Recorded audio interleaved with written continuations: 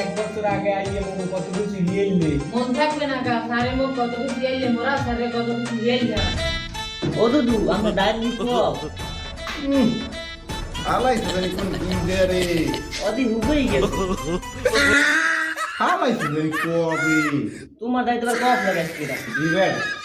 আমাদের কি দিবে রে বাবা ওই সারাইছে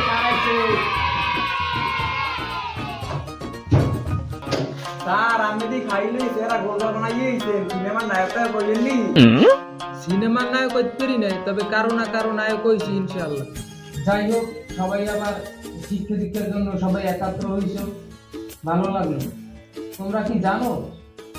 জন্ম থেকে মৃত্যু পর্যন্ত শিক্ষা গ্রহণ করা যায় স্যার 2 এর 2 কত তাই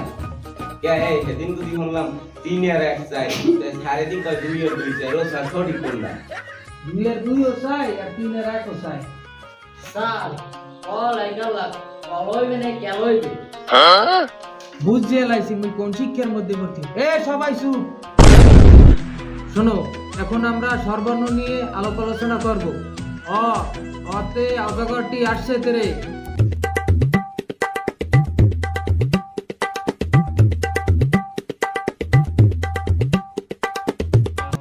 কোন কি স্যার এই গ্রামে একটা কেস তো নাই আর আপনি এসে হাফলই কি হয়েছে এই গ্রামে একটা কেসও নাই না স্যার নাই যে নাই হ্যাঁ করতে মু আরে শুনি যাই হোক এখন আমরা অন্য প্রসঙ্গে আসি অমনু তোমার নাম কি স্যার আমার নাম বনিয়া বাহ তোমরা সবাই তালি দাও একটা বাচ্চা আমাদের মাঝে আসছে শিক্ষা গ্রহণের জন্য খুবই ভালো লাগলো তুমি কি অঙ্ক শেখবা না স্যার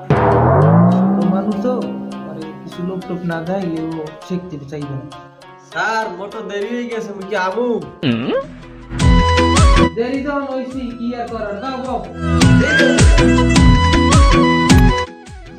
এই চকলেটটা কেডা নেবে স্যার আমি এই নাও এই জামুরি কেডা নেবে স্যার আমি এই নাও তাইলে তো এবার অঙ্কটা তোমারই করতে হবে না স্যার আমি চকলেট নিলাম ঝালমুড়ি নিলাম সবই যদি মুনি তাহলে আপনি নেবেন কি আপনি অঙ্কটা করে দিলেন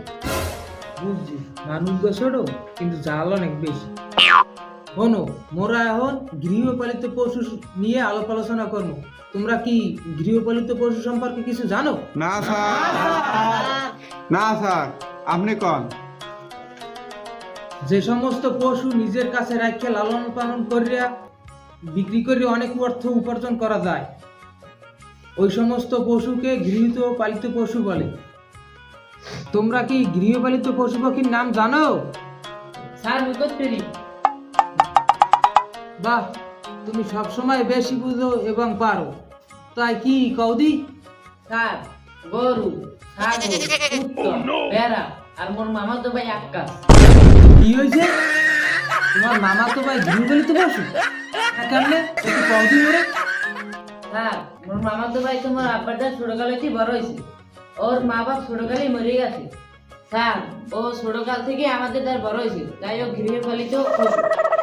বাহ ভালো ভালো ভালো আমরা তো এই গৃহপালিত পশু বিক্রি করে অনেক অর্থ উপার্জন করতে পারি যাই হোক এখন তোমরা সবাই আমার দিকে খেয়াল করো এখন আমরা গরুর রচনা সম্পর্কে আলাপ আলোচনা করবো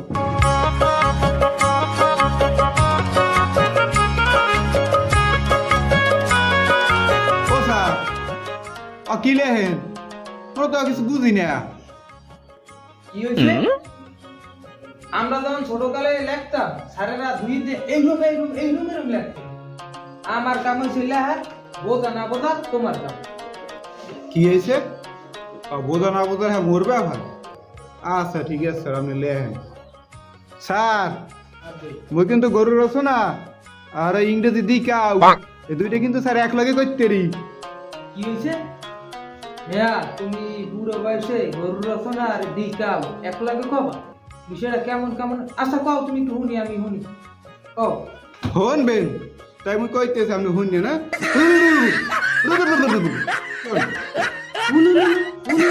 তুমি এর আমার কি বুঝাইলে বোঝেন নাই ওই মুই যা তোর কইছি আর বোঝা না বোঝা হ্যাঁ আমনের ব্যাপার। হইছে, আমার শিক্ষা দেওয়াও লাগবে না আর নেওয়াও লাগবে না, যে শিক্ষা পাইছি এইটি হইবে। কথায় আছে না, যার হয় 9 দিনে হয় আর যার হয় না হ্যাঁ 90 দিনে হয় না। তোমাকে তুমি আর 90 বছর হইবে না, আমি গেলাম।